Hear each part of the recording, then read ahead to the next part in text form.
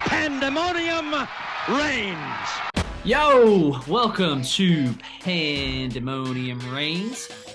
Hopefully, you are listening to us on your drive to work, as there is one more sleep before the Vols decide to go 9-1.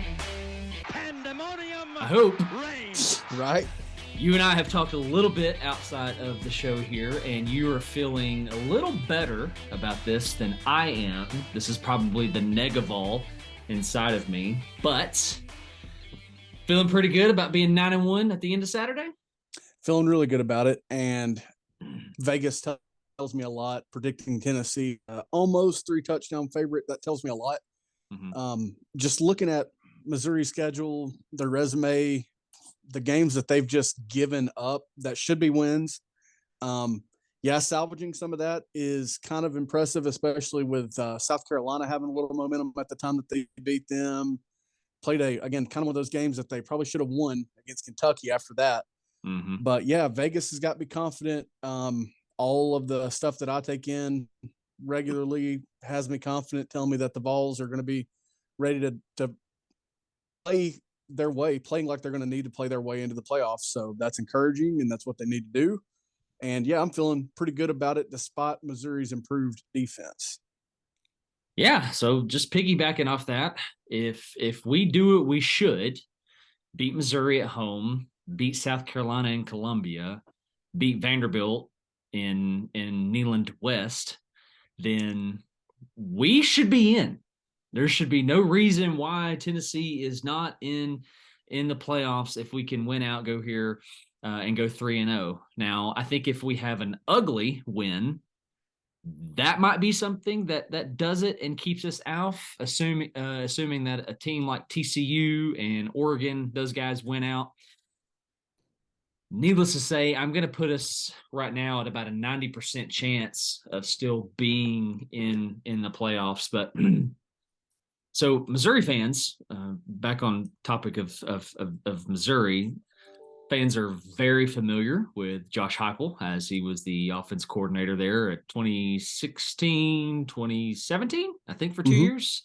I think that's right. Something that I have forgotten to mention to you, this has just crossed my mind actually today, is I was there in 2016, Tennessee, Mizzou, when Josh Dobbs had an all-world day. Something that I haven't thought about since Heupel has been hired and been in Knoxville. I actually saw him in Knoxville 2016, which is funny because you and I also got a first glimpse of Butch Jones in 2011, 12. Yes, 2011. Yeah. When Tennessee hosted Cincinnati. So neat there. Now, more specifically talking about this Missouri game, they're sitting at 4-5, and we're going to look at this first through Missouri offense. They have a quarterback who is sitting at just under 1,800 yards, 6 touchdowns, 7 picks. They've got a back who is just a hair over 500 yards, and they've got a receiver, 45 catches, 659 yards, 2 scores. Here's what the stats tell me. Tell me if you agree or not.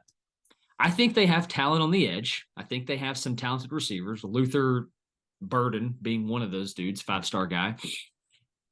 Seems to me that the offensive line just can't hold up long enough for the quarterback to buy time to get the ball out. And if he does have time, it seems like the accurate throws are not there. What say you? Yeah, I agree with that. They, man, it's funny because Luther Burden is very talented. Their other receiver that I, goodness gracious, cannot place the name of, partly because the ESPN app, love it. Yes. The ESPN app is just going haywire right now. That's okay. Mm-hmm. We'll adapt. But part of the narrative around Burden is, will he get poached in the transfer portal? And there's already been drama with him and Missouri this year, deleting some stuff and all that good jazz that happens from time to time, which you got to love. But yeah, I mean, they've got some talent on the edge if they have the blocking and the accuracy from Brady Cook to get the ball to them. I would say they're probably no, not probably. They're for sure to me more talented running the ball because Brady can also do that to an extent himself, Mr. Cook. But yeah, that's my take on them as well. In the time that they've been in the recent time that they've been in the SEC, they've had some playmaking tight ends. I don't know much about them at that position this year. I haven't heard much, which is a little bit telling. But they definitely have some playmaking ability for sure. Outside, early in the season, if you watched them, it was fantastic and funny to watch. Just all the ways that they would get burden the ball before they kind of stopped doing that for a few weeks for whatever reason. But yeah, I mean, I agree with you. I agree with your assessment. It'll be how accurate is Cook? Can those guys continue to get open? Can they do anything? Probably, I would say even against Tennessee, they're in the shape that we're in, just still filling up spots and bodies. They're probably still overmatched physically, and man, probably every position going against our defense even. Yeah. So Georgia, the Tennessee Georgia game, I think what's the word? Not the stat, but the thing that was so indicative in that game was we weren't really able to get to Stetson. And the times that we did get there, we were never able to finish, which is part of the reason they were able to throw for the amount of yards that they did, able to beat us deep when they did, which, to my recollection, they're the only ones who've really beat us over the top. Yeah, even as many yards as Tennessee's given up, it's not been the way that Georgia did it, which was, with the time that I was able to watch the game, the wheel route, McConkey absolutely just putting a move on Slaughter, and then another time to Arian Smith? Is that the guy? Yeah. Yeah. So I think what I'm getting at, it begs the question, can Mizzou buy time from the offensive line in the pass game? Can they create the running lanes to be able to get some production there? And my answer is just a flat out no. The Missouri offense versus the Tennessee defense doesn't scare me. The other side of the ball is what makes me a little more nervous. Sure. I don't love our secondary matched up against these guys. I don't think they're world beaters, but I do think they're good enough to get the job done. But one unit alone obviously can't beat you. I think Kentucky proved to us that if you don't have solid offensive line play, we're going to beat you. We're going to dominate you. We've shown how well throughout the entire season, how well we can defend the run, how well we can stay disciplined in gaps, and how well we have our run fits and that sort of thing. So I think if Missouri comes out and it's noticeably if it's noticeable early that you're one dimensional, I think you're just in a world of trouble. Absolutely. Especially just with the way and the speed in which Tennessee can score. If the Missouri defense isn't doing what they've done, if they have a bad day, Tennessee can make you hurt if you're settling for field goals, if you're punting, if you're not winning field position. So it'll catch up to you against this Tennessee team if you're not scoring points, because even if you get stops, you're going to have to turn those into points to compete with Tennessee up for 4 quarters per what we've seen all year. So with that being said, if you're Eli Drinkwitz and you know who you are, you're realistic, you know what you're capable of, what is your game plan offensively? Are you trying to match score for score? Are you trying to hold on to it and put drives together? Or are you playing keep away? I mean, what's your thought going into this? I mean, yeah, we've seen teams do it both ways. Well, try to do it both ways. We saw Kentucky just try to, what they want to do. They did not want to get it into the shootout that they got into last year. They said as much all week leading up to the game. And then, you can just watch Kentucky and know what their strengths are, and that it's through that running game, even despite having Will Levis on your team. I think the best way in general for anyone is to try to match scores. Now, this Tennessee defense is vulnerable. We've talked about it. if you want to try to play slow and conservative and rest your defense early, if you can get points, you can stay with that. But man, we've not seen teams do that. Even Georgia didn't have a great rushing day against Tennessee. I think they fell into the threshold that I said Tennessee would need to hold them into to win. Obviously, Tennessee didn't do that or win. Mm-hmm. But if you're able to run the ball, which again, not really anyone's been able to do consistently against Tennessee, then I would play that slow game. That way your defense is at least rested when they're out there against Tennessee's offense. But because no one's really been able to do that, I'm probably just playing the shootout game and just hoping that I get more stops than Tennessee gets at the end of the day if I'm an opposing coach. Well, I'm just telling you, if the thought is match score for score, as a Tennessee fan, I'm feeling pretty dang good. Oh, absolutely. I'm feeling really good. And I'm going to sit here and say 20.5 is not good enough. Yeah. That's not a big enough number if that's the game plan. You mentioned rushing for a second and using just Georgia as example. They 130 yards is what they ran for. Obviously that's not going to count for any, or that's going to account some TFLs, and of course I don't think we had many of those. I think we had a few TFLs that we just barely sacked Bennett, if at all, if I remember correctly. Okay. Well, no, needless to say, McIntosh was 10 for 52. Edwards was 16 for 46. So I come back to this. We still defend the run really, really well. And amazingly well. Yes. For what we've got.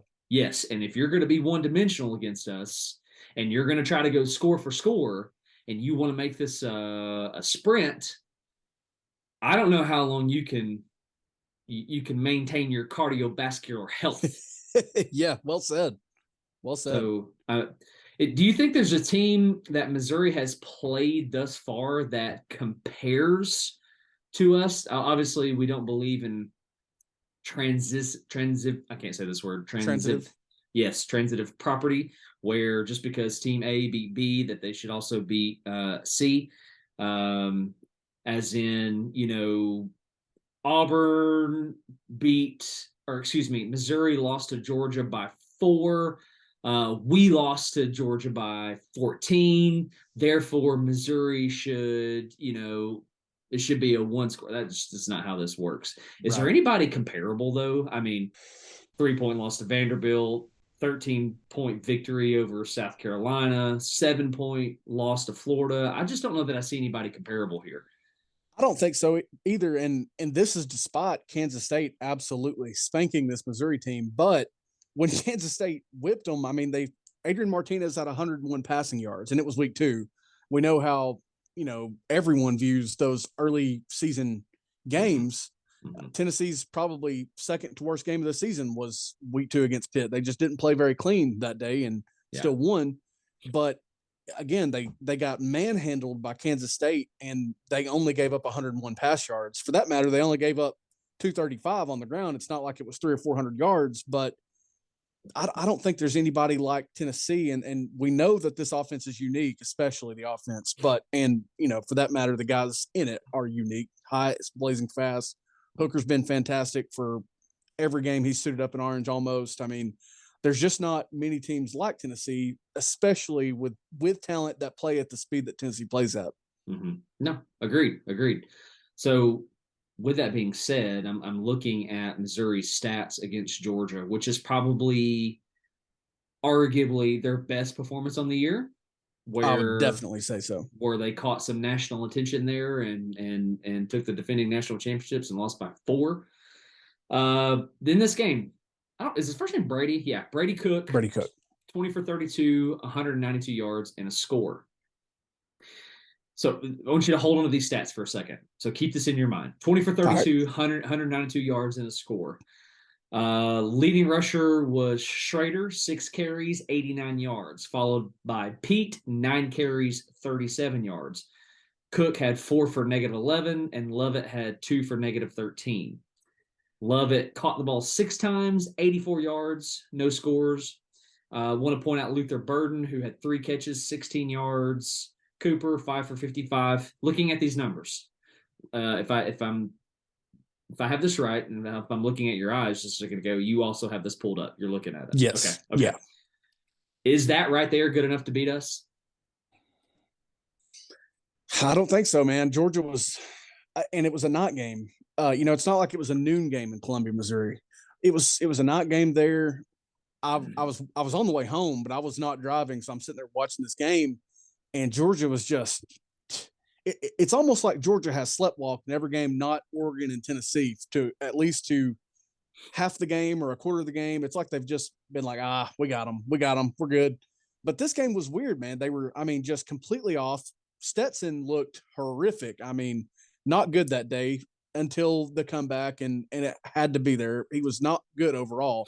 So I'm going to say no, that is not good enough to beat Tennessee, just unless Tennessee really is just self-inflicted, turning the ball over, which they still have not done a ton of, even just, one against Georgia, one against Alabama, interception, that is. Yeah, they've had some fumble issues, but it's not as bad as it's been here before. That's not good enough unless Tennessee just beats themselves, to me. Which is possible, and sure, this is something that I think I was waiting to talk about, but you kind of softball pitched it to me. If we come out and we kind of wet the bed offensively, defensively, we let these guys hang around, we get an ugly 7-point win, or even an ugly 14 or 20-point win. Let's say we win by 20, but it just doesn't feel that way. The Tennessee Georgia game, it was a 14-point loss, but it felt like we lost by 55, right? It did. It felt like we got absolutely plastered. I think if it feels like that, I'm going to go ahead and say, you know what? We're not tier 1. We might not even be tier 2. We're still kind of just there. We're just having a really good season, and things have gone our way. We're not in that elite status yet. However, if we come out and we do something like we did to a Kentucky, 44-6, and we just handle it, and when we're eager and we're hungry, I'm going to go, okay, there is a new mentality. There is a new culture in Knoxville, and we might not be tier 1 yet. We might not be with the Georgias and the Bamas and the Ohio States and those guys, but we're getting there, right? No, absolutely. That would be it. It'd be impressive because when you just talk about doing what you're supposed to do, handling business, if you want to use that cliche, that's just not something, and that's part of it. But that's part of Tennessee's struggles over the years. But Tennessee hasn't done that in a really long time. Even in 2016, the last decent season, if you will, you lost the chance to the East, then you lose the chance for the Sugar Bowl, and then you're playing in freaking Nashville in the Music City by season's end. If you want to look at Tennessee historically over the last 10 to 15, as much as the playoff is on the table, a very lame duck bowl could also be on the table if you come out that way. If you don't, flip the switch, turn the page on that Georgia loss, which frankly, it's easier to do this year than in 2016 because you didn't win your SEC West game against Texas A&M that year like you did this year against a apparently pretty good LSU team that partly gave you that, but you didn't allow them to be a factor in it as the game progressed. So you've done things that haven't been there over the last 10 to 15. Obviously, the playoff is, like I said, it's more on the table now than it was in 2016 even, or in any of those other years. So there's more to play for. But if you don't turn the page, get past that Georgia loss, then very bad bowl games are also on the table as much as the playoff could be potentially. Yeah, and I think everything that you just said, recalling 15 and 16, is probably why I feel the way that I do, because the last time we were in this situation, in a really good situation, 2016, where coming off of that Alabama loss, the Sugar Bowl was still very much within grasp. We just came out and we wet the bed. We just it almost like we didn't want it. So I think there's going to be two things that I'm really curious. One thing that I'm really watching for, another thing that I'm going to be waiting to celebrate. The thing that I'm going to be watching for the most is body language. How physical are we? How aggressive are we? Are we hungry? How is Hendon? What's his state of mind? How accurate with the ball is he? Is he rattled? Are we going to allow Georgia to beat us twice? Yes, absolutely. as we flip to the Tennessee side of the ball, the thing that I'm going to be waiting to celebrate is Jalen Hyatt. He is 30 yards away from 1,000. I mean, obviously he can get this on one play, right? Oh, absolutely. Obviously can get it in one play. But anyway, continuing with the conversation on Missouri, it's this side of the ball that worries me a little bit more than the other side, which is crazy because it's been our strength all season, right? It's what's put us in this 8-1 situation. My concern is that Missouri has taken strides defensively. Are they going to come out and nano blitz us the way that they were doing against Georgia? Are they going to look at their record and say, you know what? We're 2-3 or 2-4, whatever we are. We have absolutely nothing to lose. You, on the other hand, you have everything to lose. You're staring at the playoffs. It's your senior day. We're going to come mess that up. Are they going to come out and play with their hair on fire? If I'm Eli Drinkwitz, that's what I'm doing. I'm saying send 5 and 6 every time. Every time. Absolutely. I don't care if it's 1st and 10. I don't care if it's 1st and 5. I don't care if it's 3rd and 49. Come after them, right? Yeah. Go get them. I mean, what's your thoughts on that? Oh no, absolutely. And listen, I wanted Tennessee to at least try more of that at times against Georgia. And, hopefully we'll get our second shot at them, do these things that we got to do and get our second shot at them, be able to try more pressures and things because, the way that their pass game beat us was kind of slower developing plays, like a wheel route, like a double move from McConkey. It wasn't just them spitting the ball out. And you even had Stetson Bennett a little, not a ton, but a little bit inaccurate on his intermediate throws again Saturday. I mean, he tried to throw Jeremy Banks the ball there on the first drive before the fumble occurred. But absolutely, if I'm Missouri, I'm doing that. I haven't been able to watch a ton of them after that Georgia game, so I don't know if they've tried that against additional opponents. Yeah. But I absolutely am trying it in this game because, Georgia pressured the mess out of Tennessee. The numbers and the statistics, I can't remember them offhand, but they back that up. Georgia blitzed more than they do on average. Tennessee was blitzed more than they ever have been on drop back passes on average. So I'm absolutely doing that. Has Tennessee rectified any of those things? How hard and long have they looked at that film of Georgia getting to their quarterback time after time? I mean, yeah, there was 6 sacks, but he was hit all day. So I'm absolutely trying to continue that if I'm Missouri. I don't know why you wouldn't with the things that you mentioned about not having a ton to lose and Tennessee having everything to lose. I'm absolutely trying that. And for goodness sakes, I hope that there are, some checks and communications built in case that's the approach. I do hope there's a dedication to the run game because it is vital. Tennessee loves to run the ball. And, I don't know if it was just being a little timid to try to do that time after time on Saturday or what the case was, but I sure would have loved to have seen just more pure rushing attempts from the running backs. Although I understand Jabari Small being dinged up there was probably a factor in that as well. Mm-hmm. Yeah. Speaking of Jabari Small, it does sound like he's going to play, right? It sounds like he's good to go for this, which is interesting because it seems like he took quite the shot on that shoulder. Yeah. And I think it's, I can't remember now which shoulder is his good shoulder, proverbial good shoulder or bad shoulder, but I mean, he got absolutely rocked. He lowered the boom a little bit too, but that was part of it. Mm-hmm. So it's because he also took a shot in the Akron game. I want to say it was early on. Oh, yeah, true. And I was worried at that point as well, but he also there again came out the next week and played. So can he do that again? It'll be interesting to watch his usage. I don't know, but also I think you got to continue to trust Jalen Wright because again, I've said it here and I think he'll be fantastic in Orange. I think he's already shown flashes of that, but I think over time he'll be fantastic. So stick to the run game, find different ways to do it. And again, I hope there's some communications built into, passing plays if they decide to bring that aggressive, highly aggressive approach from their defense. Yeah. Is there anything offensively through our perspective that you do want to see or don't want to see? I wanted to touch on this a minute ago when we were talking about as a team, what we've got left to play for. But the fact of the matter is, and I at the end of the day, I don't think Hendon Hooker cares about the Heisman Trophy that much. I just don't. But if it's not like CJ Stroud passed for 400 yards on Saturday when Hendon Hooker threw for not even 200 yards. You know, there's still a tight race ongoing in this Heisman Trophy run per everything that I've seen. I mean, the Heisman, they're not talking about Drake May and guys that they probably should be talking about. They're just now starting to mention Bo Nix. So he's still in that race.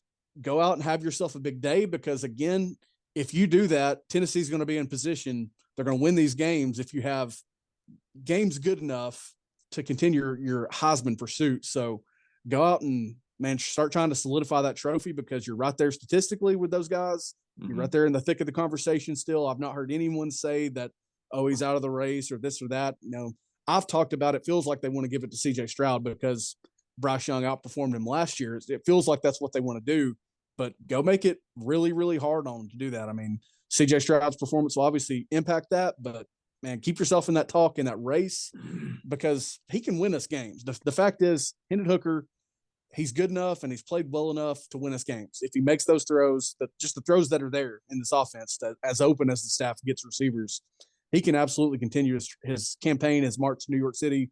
Although again, I don't think it means that much to him. Individual is just not the same to him as team success. Just the guy that he is, it seems like. Agreed. I think something that I would like to see offensively is us kind of get down in the depth chart in the running back stable. I would love to be able to limit Jabari Small's carries with that dinged shoulder, and obviously, you guys have to understand that this comes from me just not knowing, you know, how healthy he is, you know, percentage wise, how good is he to go? He's obviously going to play. I mean, Heupel has come out and said this already. He's going to play, but if we can get down into the Dylan Sampson, you know, part of the depth chart. It even better if we can get down to the Justin Williams Thomas part of the depth chart. I think that's going to be very telling. One, we feel like we're in control of this. Two, if we win out, right, if we beat Missouri, if we beat South Carolina, if we beat Vanderbilt in Neyland West, never going to not be able to say this. By the way, it is my if we checker Vanderbilt Stadium, my gosh, I will never let them live this down. Oh no! But I actually don't know any Vanderbilt fans, so I don't have a reason to.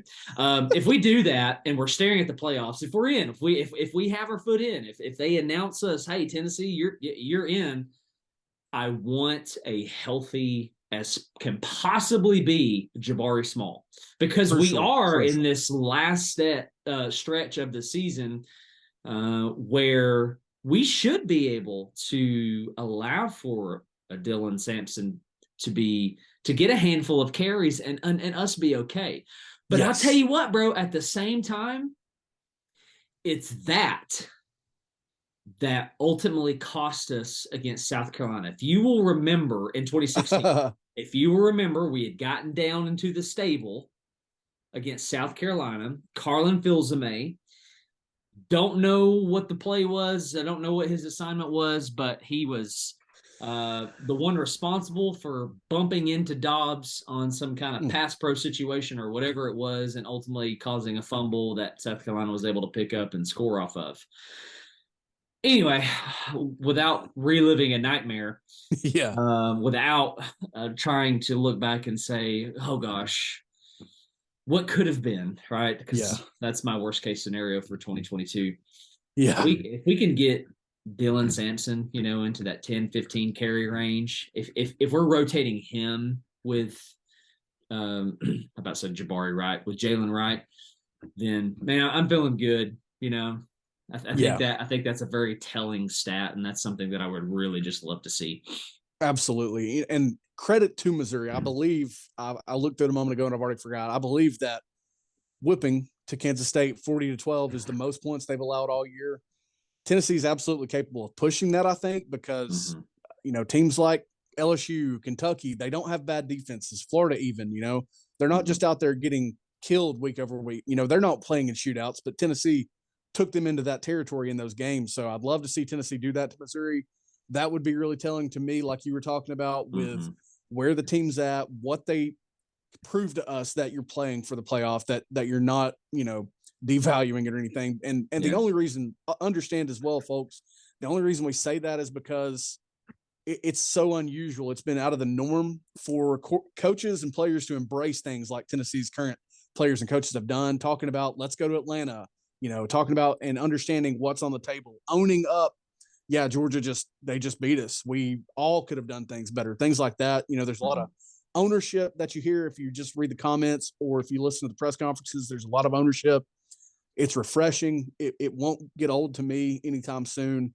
That's the reason we're talking about these things, though, is will Tennessee come out and play like there's still a chance at the 3 or 4 spot in the college football playoff on the line? Because there is. Yeah, absolutely. I think there's a stat out there. I was finally able to find it, pulling it up here while you were giving that little segment there.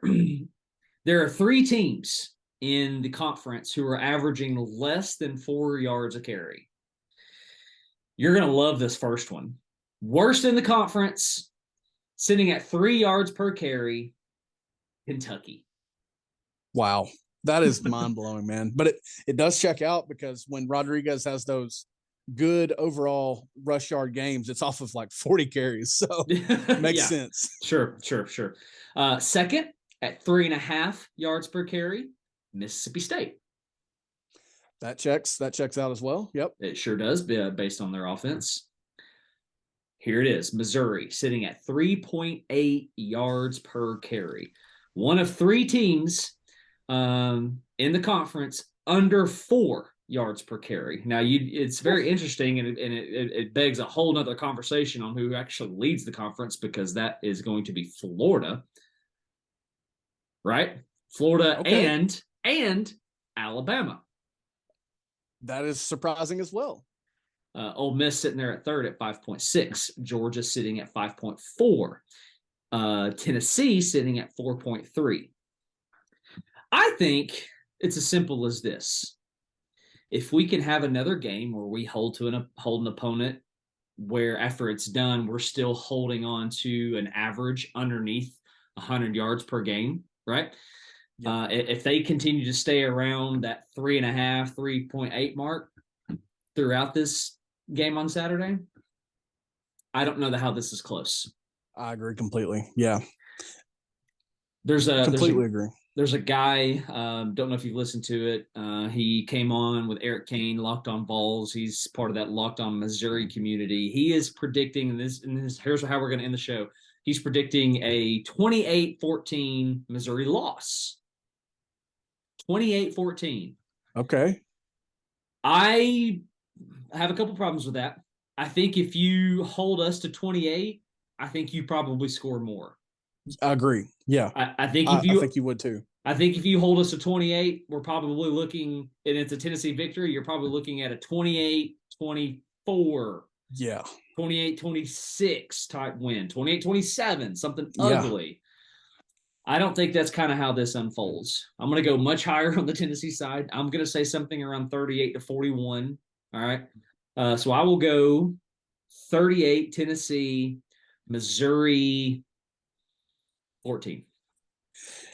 That's, not to copy off your homework, but that's kind of what I'm feeling too. I understand that Missouri, like I said, has not really allowed many opponents over that 40-point threshold, but for Tennessee to get held down 2 weeks in a row after what we've seen this year, I just can't see right now. I'm doing better personally in my personal battle of betting against these Vols, of combating the nega Vol and the battered ball syndrome. And I see Tennessee. I think about the Kentucky game. Tennessee's offense left points out on the field that night. I mean, it was not at all like an A+ night. Yeah, they did good things, absolutely, but I mean, there were some clunking moments, settling for field goals, things like that, and they still managed 44 points. I mean, just that was a really, really strong win to me.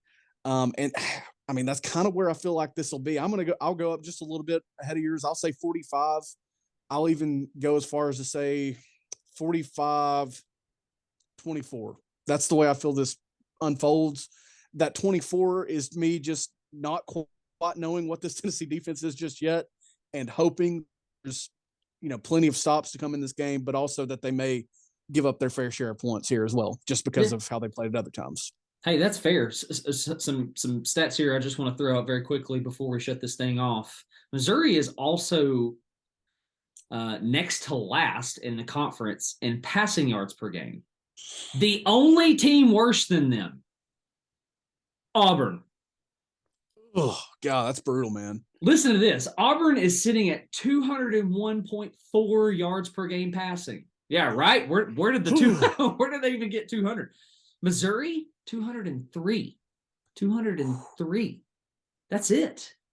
Listen, you're going to have to be much better balanced offensively than that in order to pull off this win on Saturday, because we lead the conference in yards per game at 335. Wow. So let me see if I can't find this other stat real quick. Yeah. Here's an interesting stat. I don't know if this is very telling or not, but Tennessee and Missouri are actually tied for, I believe this is sacks allowed. And that's going to be at 19. So okay, that could be interesting. Kentucky at the worst with 36. Georgia and Ole Miss at the best with just seven sacks allowed. So some interesting numbers there. I don't know what that might mean for Missouri offensively. But I think if it comes down to if that's the best production that you can come up with, if we can keep Hendon upright, if we can run, basically if we can kind of do the things that we've done all year outside of Georgia, it might be worse than 38-14. I mean, honestly, absolutely. I think this game mostly is just going to be mental for us. How do we bounce back after being handled by Georgia? Yeah, right, and like I think I said, they're saying all the right things off of it, man. A lot of ownership, a lot of we're fueled coming off a loss. You know, we've made mistakes we got to correct. Just a lot of the right things are being said, and I don't know if it's funny because like the social media team at Tennessee, which is just undefeated, they obviously pay attention to what other teams say and do. So I hope that the team plays remembering those goofy Eli Drinkwitz remarks about vacating wins and crap like that with Jim Rome in the offseason. Please play for that, if not the playoff. Yeah, no doubt. Hey, I found another little stat line real quick that I want to throw out. Missouri is at 38% on third down on the year, 129 attempts, 49 successful attempts. The leader in that pack is Georgia at 52%. We're not far behind with 46%. I just think if Missouri is going to be put in some third down situations, even though we have a hard time getting off the field in critical downs, I just don't know that that's something that they can sustain. Yeah, I completely agree. So anyway, with all that said, you and I both have the Vols 9-1 on Saturday, going into Columbia, freaking South Carolina the following week. So here's to hoping that we can keep the emotions settled with it being senior day, send these guys out for their last home game in Neyland. With that said, we love you guys. Thanks for tuning in. Thanks for letting us tickle those ears. Make sure you subscribe, like this video, subscribe. Make sure you're doing all the things. We love you guys. Have a fantastic day. God bless, and go Vols. See y'all later. Pandemonium Reigns.